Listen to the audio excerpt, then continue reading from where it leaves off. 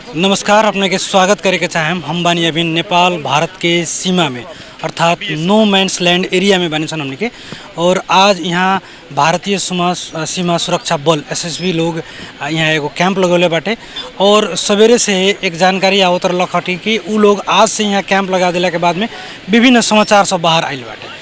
वास्तव में यहाँ के वस्तु स्थिति कथी बाटे, यहाँ के वास्तविक बात कथी बाटे, ये बुझे के खातिर हमने नो मैंस लैंड एरिया अर्थात ये पुल पर हमने बानी सन जो नेपाल और भारत के जोड़ेला। और ये संदर्भ में जहाँ सीमा सुरक्षा बल एसएसबी अपन अस्थायी कैंप लगा के यहाँ सुरक्षा प्रदान कर रहा बाटे। ये सुरक्षा प्रदान कैला से नेपाल और भारत के सीमा क्षेत्र में रहे वाला आम सर्वसाधारण के जीवन में कथी परिवर्तन आई और ये अवस्था से का सृजना हुई, ये विषय में हमने के बात करे जा रहा बानी सन। और ये हमने संगे स्वच्छ रक्सौल अभियान के कुछ अभियानकर्ता बा लोग हमारा पीछे, उनका के स्वागत करें। एक बार अपन परिचय देवल जाओ। हमारा नाम रंजीत सिंह भइल और रक्सौल में हम स्वच्छ रक्सौल नाम के एक संस्था चलावनी जो ना स्वच्छता से मानव तस्करी से जुड़ल सब सारे समस्या के समाधान खातिर हमने के तत्पर रहनी। रंजीत सिंह जी, अपने जो अभियान चला रहा बनी और आज हमने पुल पर बानी सन, ये अभियान के तहत में भी अपने विभिन्न काम सब भी कैले बानी। बताइए आज के दिन जैसे एसएसबी अस्थायी कैंप लगा के सुरक्षा प्रदान कर रहा बा, ऐसे का संदेश मिली? ऐसे भारत नेपाल के जो सीमा सुरक्षा बल बा, सीमा सुरक्षा बा मजबूत हुई और हमने के सबको ये चाहता नहीं कि हमने की सीमा सुरक्षा मजबूत रहे, हमने के भाईचारा कायम रहे। आज हमने के जो सशस्त्र सीमा बल बा एसएसबी बा ये पुल पर अपन कैंप करता और नो मैंस लैंड यहाँ से लगभग हमें लगता कि 50 से 100 मीटर दूरी पे बा। तो ये बहुत जरूरी बा दोनों देश खातिर और दोनों देश की प्रक्रिया में लागल बा। ये देखा था नहीं कि आज से 15 साल पहले से कोरोना काल के समय से हमने के नेपाल के सीमा सुरक्षा बल भी अपन काम करता, तो आज ये जरूरी रहे। जैसे जो 10 गजा कहता नहीं ये अभी दूर बा मतलब कुछ समाचार आल बा, न्यूज आयल बाटे कि ये लोग 10 गजा क्षेत्र में आके काम करता। जी ना, ये गलत बात बा, ये अफवाह बाटे। ये खूब नज़दीके से देखा था नहीं कि लगभग 100 मीटर के दूरी बा और वहाँ से हमने नो मैंस लैंड से काफ़ी दूर बानी। तो ये दोनों देश के सुरक्षा खातिर जरूरी बा। काल के डेट में इंडिया में खबर फैले कि नेपाल पुलिस और नेपाल एसएसबी जौन बा वो आके यहाँ घेर ले बा, तो उचित ना भइल। अच्छा, हमने जो अभी बात करते हैं कौन जगह पर बानी सर? ये हमने के मैत्री पुल के बीचों बीच बानी, सरिस्वा नदी के ऊपर बानी हमने के, वो देख सकता नहीं। और ये हमने ला जरूरी रहे, अच्छा होता ताकि दोनों देश के समझौता भी अच्छा रही और दोनों देश में बातचीत भी अच्छा रही, सुरक्षा भी मजबूत हुई। अच्छा, ये ओपन बॉर्डर बाटे, खुला सीमा से मानव तस्करी के विषय में भी हम बड़ा लंबा समय से काम करता नहीं सन। एसएसबी के यहाँ आ गया के बाद में ए में कथी परिवर्तन है? हमने के एसएसबी जौन बा मनोज शर्मा इंस्पेक्टर बानी, एसएसबी के मानव तस्करी में बहुत बढ़िया काम कैले बानी और हमने के द्वारा भी 216 बच्चे का बचाव गई। तो एक बहुत बड़ा टारगेट हमने के अचीव करी 2 साल के अंदर, दिसंबर 2021 से 23 अभी दिसंबर आयल नहीं थे, ये में हमने के 216 बच्चे के बचाने, तो हमने तो बहुत बड़ा टारगेट भाई।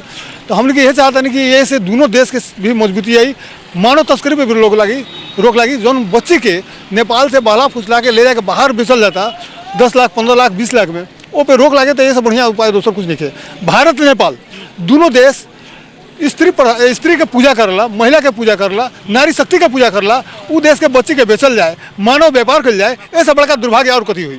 लेकिन सीमा सुरक्षा बल के यहाँ अधिकारी लोग बा, हमने के मनोज शर्मा जी बानी, अरविंद जी बानी और भी लोग बा, ये लोग महिला के रोक के खातिर, उनका बचाव खातिर तत्पर बा। ये हमारा सौभाग्य के बात बा। धन्यवाद रंजीत जी। स्वच्छ रक्सौल अभियान लंबा समय से चल रहा बा और एसएसबी के यहाँ रहला से का फायदा बा कह के फिर से बुझल जाओ, एक बार परिचय देवल जाओ। राजू कुमार उपाध्याय, स्वच्छ रक्सौल के सदस्य। नेपाल और भारत के हमनी के बेटी रोटी के संबंध बा। जब से हम होश समझले बानी तब से हम देखत तानी कि नेपाल और भारत के हमनी के बेटी रोटी के संबंध बा। जब भी जरूरी पड़ल बा नेपाल पुलिस, नेपाल प्रशासन भारत के सहयोग कैले बा, भारत के पुलिस प्रशासन नेपाल के सहयोग कैले बा। ये दृष्टिकोण से हम देख रहा बानी कि एसएसबी जौन ई मैत्री पुल के बीचों बीच कस्टम से लेकिन 100 कदम आगे और हमनी के जौन नेपाल के हमनी के कहल जाला ओकरा के नो मैंस लैंड, ओकरा से बहुत एने भारत के अंदर में ये बैठ के हमनी के पब्लिक प्रोटेक्शन खतरा बहुत अच्छा बात बा, काम कैले बा। ऐसे दोनों देश के फायदा बा। रात बिरात के भी बड़े आदमी आवत रख तो यहाँ प्रशासन के कोनो व्यवस्था ना रख, लोग कमा के आवत रख, वहाँ पैसा वैसा भी छीना जात लग, वो दृष्टिकोण से भी अच्छा बा। और जौन ई भारत में चाहे नेपाल में जौन गलत गतिविधि से काम करते रख लोग, ऊपर भी हमारा संभवतः विराम लागे के चाहिए ई लोग के आ गइला से। और कोई के अइला गइला से कोनो दिक्कत नहीं के। दोनों देश के बीच में संबंध में कोनो गलत नहीं के, कोनो संबंध भी खराब नहीं के। दोनों देश के प्रशासन भी एकदम खुश बा कि चलो भाई यहाँ के प्रशासन, यहाँ के पब्लिक के प्रोटेक्शन देवे खतरा एसएसबी अच्छा काम कैले बा। आ जौन अभी नेपाल में हम देखनी चाहे सुने में आवत है कि जे ये नो मेंस लैंड में एसएसबी आके वहाँ कब्जा कैले बा, ये बात के हम खंडन करता नहीं कि जे ऐसा बात नहीं है। जे पेपर में न्यूज छपले बा, पत्रकार बंधु से भी कहता नहीं, जे हमरा आम पब्लिक के जे भाई के अगर लागत है कि जे एसएसबी आके नो मेंस लैंड पर कब्जा कैले बा, वहाँ के एक बेर देखे के चाहिए पुल पर स्थल के निरीक्षण करे के चाहिए कि बात सही बा कि गलत बा। लेकिन हमरा विचार से, हमरा समझ से ये बात गलत बा कि जे अपने के नो मेंस लैंड पर एसएसबी बा, नो मेंस लैंड पे नहीं के, ओकर जहाँ तक अधिकार बा ओकरा अंदर एसएसबी बा अपन काम करता। और आशा करता नहीं कि आवेला समय में सीमा सशस्त्र बल जौन बा बढ़िया से बढ़िया काम करी दोनों देश खतरा। धन्यवाद। एक और जिज्ञासा बताओ जाऊँ कि उ लोग के यहाँ रहला से भयभीत होके के अवस्था तो नहीं है। प्रशासन से भयभीत के हो सकेला सर? जे 2 नंबर के आदमी होके, गलत होकर एक्टिविटी होके, गलत काम में संलिप्तता होके, वो टाइप के लोग के एसएसबी चाहे प्रशासन से डर बा आ भयभीत बा। जे 1 नंबर बा, सरकार के पुलिस प्रशासन के सहयोग करता, ओकरा काम में सहयोग करता, कमाता खाता अपना रोजी रोटी में लागल बा, वो लोग के कोनो प्रकार के भयभीत होकला के भी जरूरी नहीं के आप भयभीत होकबो ना करी। धन्यवाद धन्यवाद।